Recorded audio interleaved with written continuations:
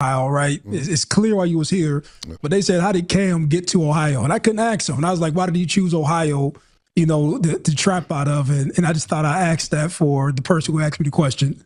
That's a great, that was a really good question. That was a great question.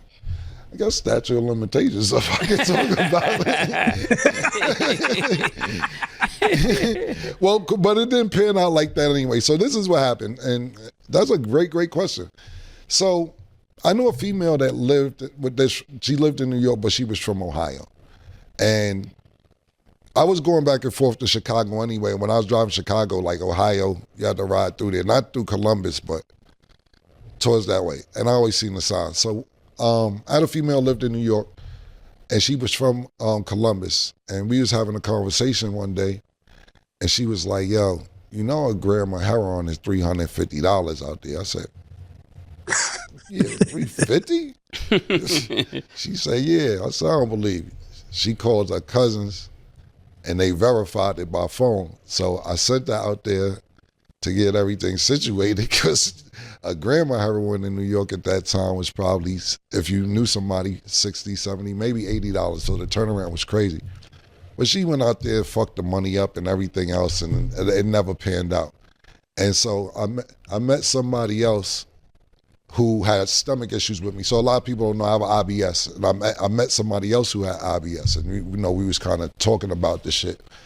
And he was like, yo, give me a call. And when he gave me his phone number, it said 614, the area code. And I was like, hey man, you be in Ohio? Cause this girl just told me that motherfucking a gram of heroin out there is so-and-so, so-and-so. He was like, just stick to the stomach, bro.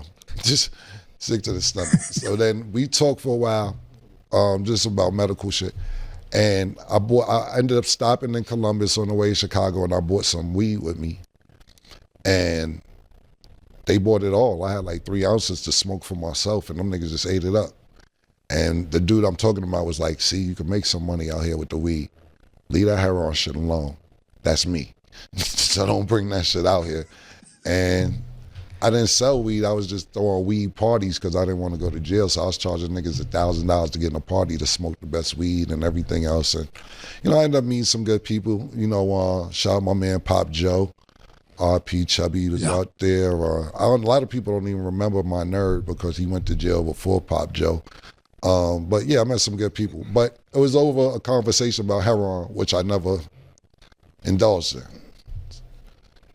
There we go. That's how I got Well, listen, but the weed that's was the history of Cam being in Ohio. Yeah.